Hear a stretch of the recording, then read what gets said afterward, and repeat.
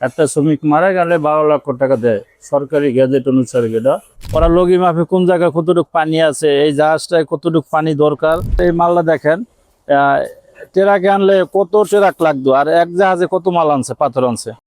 বাংলাদেশের মতো নদীমাতৃক দেশে অর্থনীতির আরেকটি গুরুত্বপূর্ণ শিরা হলো নদীপথ। দেশের অর্থনীতি শুধু সড়ক, রেল আর শিল্প কারখানার উপর দাঁড়িয়ে থাকে না। নদীর বুক চিরে প্রতিদিন চলাচল করে হাজার হাজার টন বালু, পাথর, কয়লা, সিমেন্ট, ক্লিংকার, খাদ্যপণ্য সহ বিভিন্ন ধরনের পণ্য।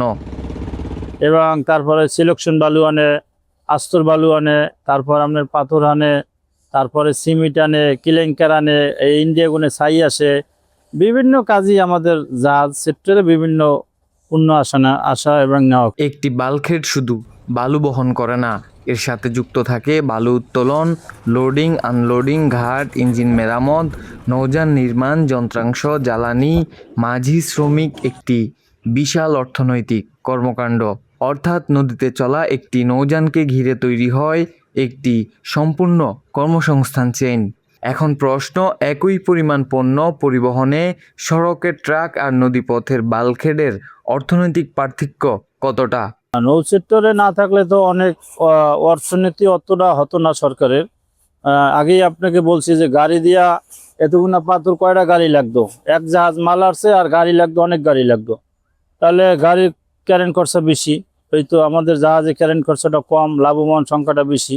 সড়ক পথে বিপুল পরিমাণ বালু বা ভারী পণ্য পরিবহনের জন্য প্রয়োজন হয় অনেকগুলো ট্রাক। অন্যদিকে একটি বাল্কহেড একবারে তুলনামূলকভাবে অনেক বেশি পরিমাণ পণ্য বহন করতে পারে।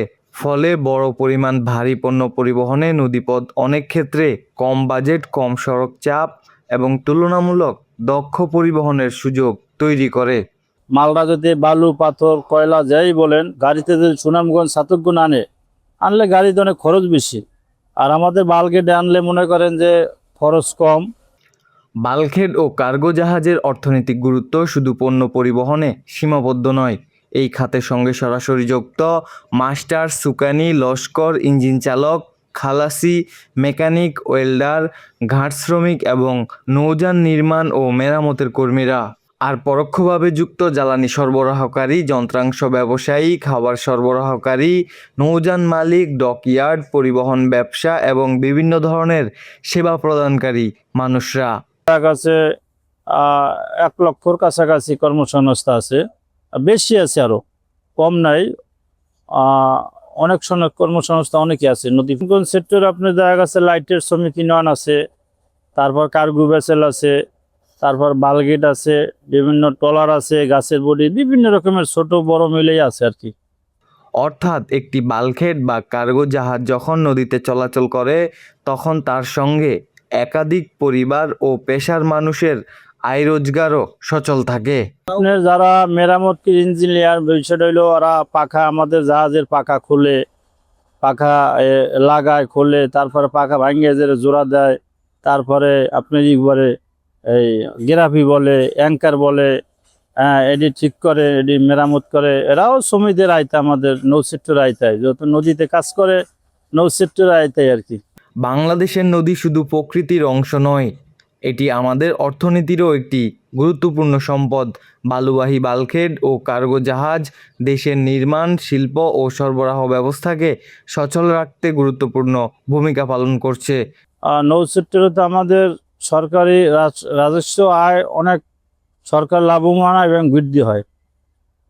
আপনার সড়ক পরিবহনের জন্য আমাদের নৌ পরিবহন সেক্টরটা অনেক লাভবান আর কি সরকার।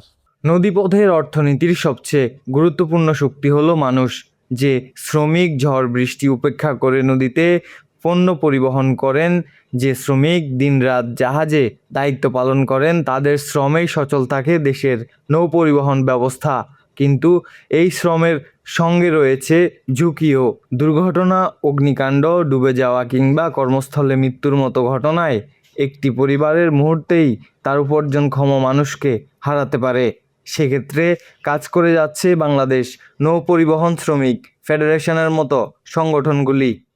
শ্রমিকের যে আমরা চাকরি দেয় এবং কর্মসংস্থানটা যে আমরা জোগাড় করে রাখি, এবং চুকানি বলতে না, স্টাফ বলেন বা গিরিজার বলেন, সুকানি বলেন, মাস্টার বলেন, সবাইকে আমরা চাকরি দেই, অফিসের মাধ্যমে দিই বা তাদের উপকার সার্বিকভাবে আমরা সহযোগিতা করি। আমরা তাদের যে চাকরি করে ওই বেনিফিট দিয়ে তাদের সংসার পরিজন নিয়ে আর কি চলাফেরা করে, এটাই আর কি। একটা শ্রমিক মারা গেলে 12 লক্ষ টাকা দেয় সরকারি গ্যাজেট অনুসারে। এটা আমাদের একটা শ্রমিক মারা গেলে 12 লক্ষ টাকা আর কি আমরা ভাতা আর কি দেই।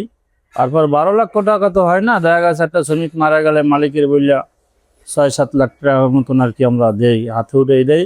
এবং আমাদের সংগঠন থেকে সার্বিকভাবে সহযোগিতা করি। লোক মারা গেলে বা সাথে যাই, মাটি দেয়, মিলাদ করাই, বা শ্রমিকের যে পাওনাটা আছে, ছেলে সঞ্চার আছে, বউ আছে, তাদের হাতে বা পাপমা আছে, তাদের যে 6-7 লাখ টাকা যে মালিক দেয়, এটা মালে তাদের হাতে আমরা দেই আর কি।